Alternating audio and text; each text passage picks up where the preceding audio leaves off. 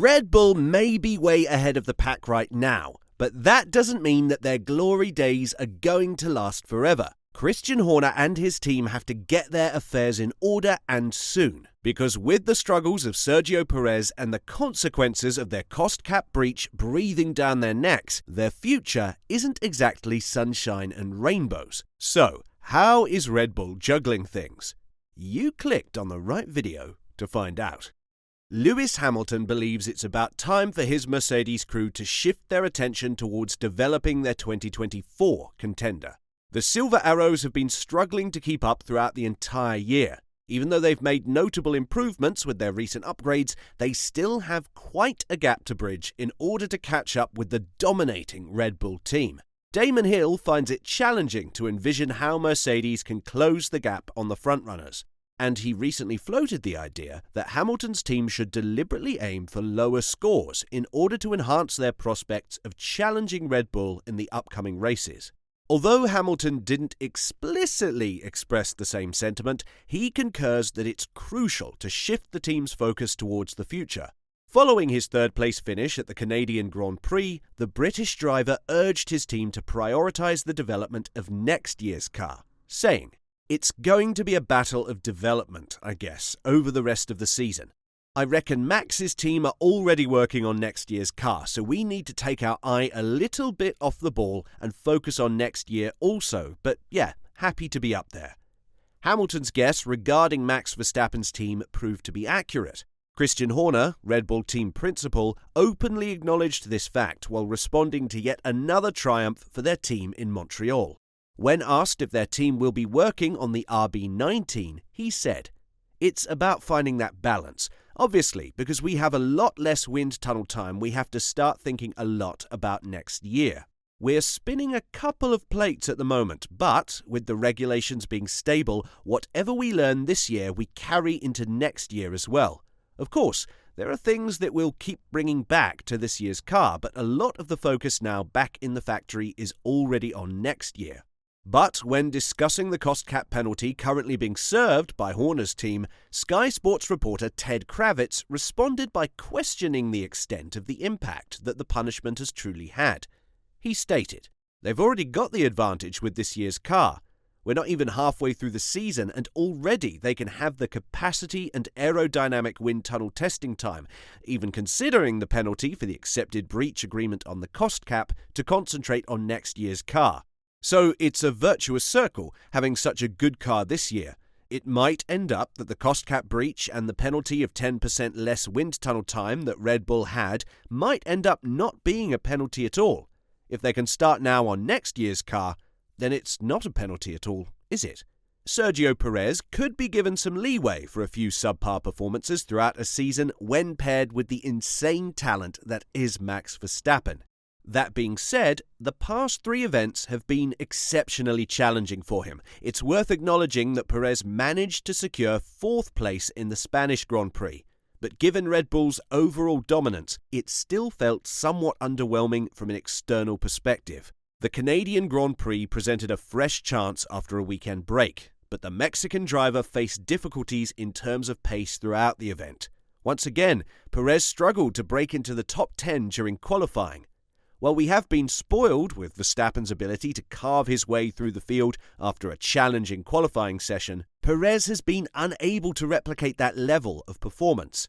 As a result, he now finds himself trailing his teammate by 69 points, raising concerns about his position within the team for the next season. Before the start of qualifying, Christian Horner spoke about Checo, saying that he lost the magic touch he had at the start of the season. He also said that the Mexican should stop putting his mind on winning the Drivers' Championship. He had a great start to the season, he's had a couple of rougher races, and he just needs to find that mojo again. I think actually he needs to stop thinking about the championship and just drive, because we know what he's capable of. We've seen it earlier in the year. And just take the pressure off himself. If he just frees his shoulders up a bit, it'll just come to him more naturally. Horner also sent a clear message to driver Sergio Perez following his disappointing qualifying performance at the Canadian Grand Prix. Horner openly expressed his disappointment, stating that he expected Perez to be much higher up the order in the race, considering the impressive speed of the Red Bull car. This comment puts additional pressure on the Mexican driver.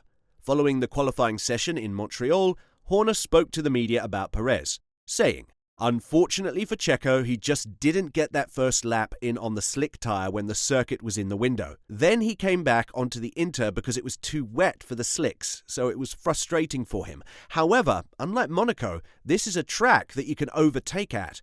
The forecast is saying it'll be a dry race. He's a great racer and he's got a fast car. So I'd be disappointed if we weren't much further up the order tomorrow."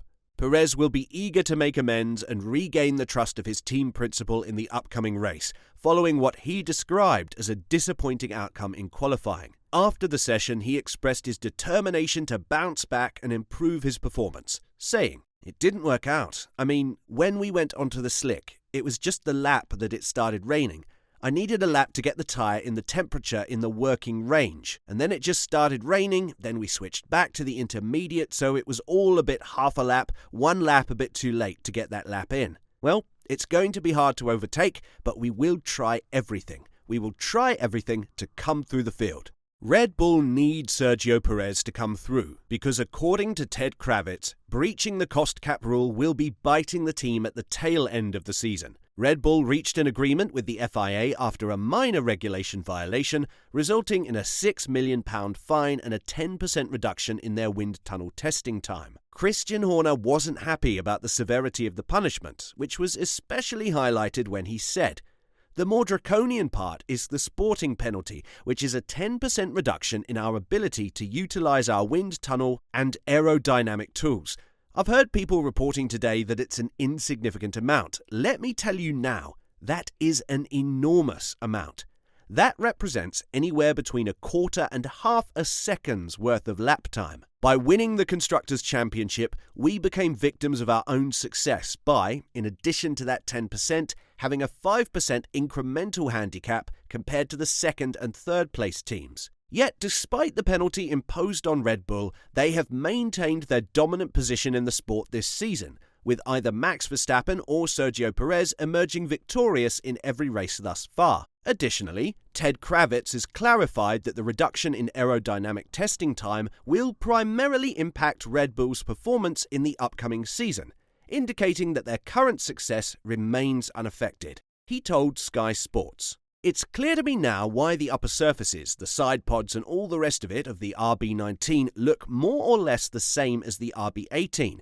It's that Adrian Newey, Pierre Vacher and all of the people at Red Bull spent all their time over the winter on that floor. And if you're thinking about, hang on, what about cost cap aerodynamic testing restrictions? A penalty, when is that going to come in? Well, Pierre Vacher, the technical director, had an answer for me for that on Thursday, when he said the end of the season that cut in aerodynamic testing is going to have an effect. And crucially, it's going to have an effect on next year's RB20 as well."